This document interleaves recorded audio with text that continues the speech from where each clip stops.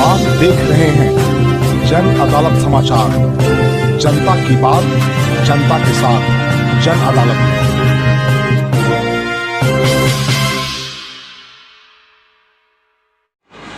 नमस्कार, मैं बाबा शिवाजी, जन अदालत समाचार में आपका स्वागत है। आज जनसंघ के संस्थापक पंडित दीनदयाल उपाध्याय का जयंती पूरे देश में मनाया जा रहा था। प्रधानमंत्री ने भी ट्वीट किया, क्योंकि भारतीय जनता पार्टी उनको अपना प्रेरणा स्रोत मानती है। और इस अवसर पर बिहार में राजकीय समारोह भी आयोजित किया गया था, जिसमें नीतीश कुमार शामिल हुए और उनके साथ बिहार के उप मुख्यमंत्री तेजस्वी यादव के अलावे महागठबंधन के बहुत सारे नेताओं ने जाकर श्रद्धा सुमन अर्पित किया। 2020 में राजेंद्र नगर रोड नंबर 3 में पंडित दीनदयाल उपाध्याय का मूर्ति नीतीश कुमार के सौजन्य से बनाया गया था। इधर भारतीय जनता पार्टी ने भी अपने भारतीय जो कार्यालय है, बिहार प्रदेश का कार्यालय है, वहाँ आयोजित किया था। इस अवसर पर बिहार में पूरा गहमा गहमी रहा। आपको बताते चलें कि आज कैथल में इंडिया का जो गठबंधन है, वहाँ चौधरी देवीलाल का के जयंती के अवसर पर कैथल हरियाणा में एक प्रोग्राम रखा गया था, जिसमें नीतीश कुमार को भी जाना था। लेकिन उस कार्यक्रम में नीतीश कुमार न जा कर के ये आज का जो पंडित दीनदयाल उपाध्याय का जो जयंती था उसमें शामिल हुए। और सबसे बड़ी बात ये हुई कि एक चर्चा का विषय बना रहा। पत्रकारों के ये पूछे जाने पर कि आप एनडीए के नज़दीक आ रहे हैं, उन्होंने कहा कि नहीं, ऐसा नहीं है, हम विपक्षी दलों को एक करने में लगे हुए हैं और कमेटी बन गई है, अलग अलग जगह पर मीटिंग हो रहा है और उसकी प्रक्रिया आगे चल गई है। हम किसी को भी सम्मान देने में कमी नहीं करते हैं। इस अवसर पर पत्रकारों ने जब सुशील मोदी से ये पूछा तो उन्होंने कहा कि ये एक नीतीश कुमार अब जो है भार बन गए हैं भारतीय राजनीति के लिए, और वो ऐसे में उनको इस भार को हम लोग अपने माथे पर क्यों लें। जब 2020 में जब चुनाव हुआ था तो भारतीय जनता पार्टी ने पूर्ण सहयोग किया, तब वो 44 सीट पर सिमट करके रह गए।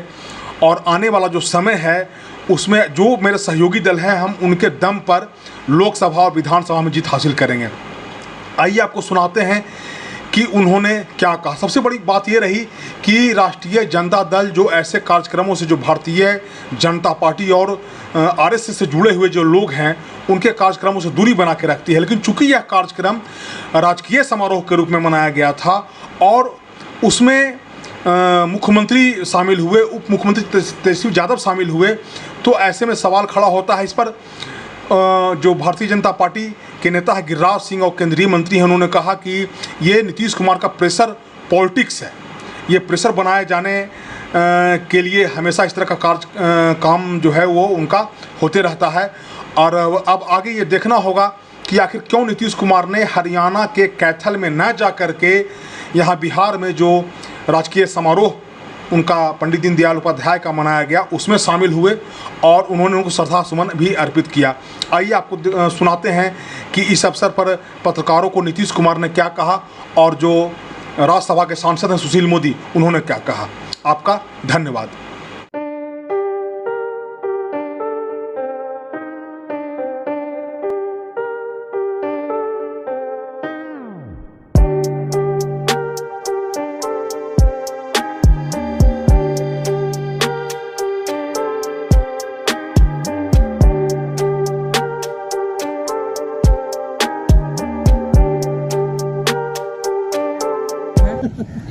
एनडीए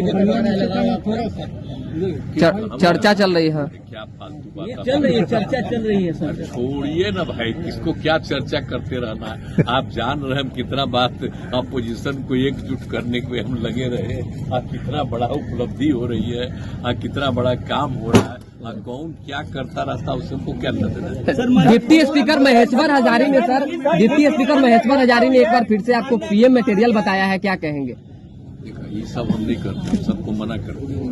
ये सब करने की जरूरत नहीं, सब एकजुट होकर के काम करेंगे, मिलेंगे और उसके बाद कोई भी फैसला होगा।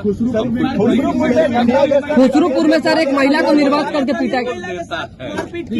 आप जानते हैं कई लोग कुछ बोल देते हैं, उसका कोई सर इंडिया गठबंधन की अगली बैठक कब होगी सर, और क्या कुछ आगे की रणनीति है आप लोगों की? सर इधर सामने हो जाइए सर। बात हो गई है, कमेटियां बन गई है, मीटिंग हो रही है और हम इस काम में उन लोगों को सुझाव परिचित भी थे हल्का, आज वो खुद आए और उन्होंने डिनाई किया कि उन्होंने उस समय क्या बोले मुझे नहीं मालूम, लेकिन अच्छी बात है कि आज वो आए और पंडित दीनदयाल उपाध्याय जी के चरणों में उन्होंने पुष्पांजलि अर्पित की। ये अच्छी बात है। उसमें देखिए कोई राजनीतिक छुआछूत नहीं होनी चाहिए, चाहे वो डॉक्टर लोहिया हो या अटल जी हो या दीनदयाल उपाध्याय हो या डॉक्टर मनमोहन सिंह हो, इंदिरा गांधी हो। इसमें कोई राजनीतिक छुआछूत नहीं होना चाहिए। जिन्होंने देश के लिए अपने प्राणों का बलिदान किया, त्याग किया, जिन्होंने देश के लिए काम किया, उनकी मूर्ति अगर लगी है तो उस पर लोगों को जाना चाहिए। इसमें पॉलिटिकल आधार पर किसी प्रकार का भेदभाव नहीं होना चाहिए। सर नीतीश जी को लेकर जो लगातार चर्चा का बाजार घर में, इस चर्चा में कुछ दम है सर? मैंने देखिए अमित शाह जी ने एक बार नहीं 2-2 बार स्पष्ट किया है, सम्राट चौधरी जी ने स्पष्ट किया है। वो अब नाक भी रगड़ ले तो भी बीजेपी का दरवाजा उनके लिए बंद हो चुका है। हम क्यों उनका साथ है? उनमें बचा क्या है? उनमें ताकत क्या बची है? 2 वोट तो ट्रांसफर करने की क्षमता नहीं है। 2020 के विधानसभा चुनाव में वो 24 पर क्यों सिमट गए? अगर नरेंद्र मोदी जी ने जनता दल यू के लिए प्रचार नहीं किया होता तो 44 सीट भी नहीं आती। तो अब तो वो एक राजनीतिक बोझ हो चुके हैं, चाहे वो राष्ट्रीय जनता दल हो, कांग्रेस हो। तो इसलिए बीजेपी जो एक बोझ बन चुका है, उसको क्यों अपने स्तर पर ढोने का काम करेगी? हमको उनकी आवश्यकता क्या है? हम अपने बलबूते, अपने सहयोगियों के बलबूते 24 जीतेंगे और 25 भी जीतने का काम करेंगे। कैथल में आज एक बड़ा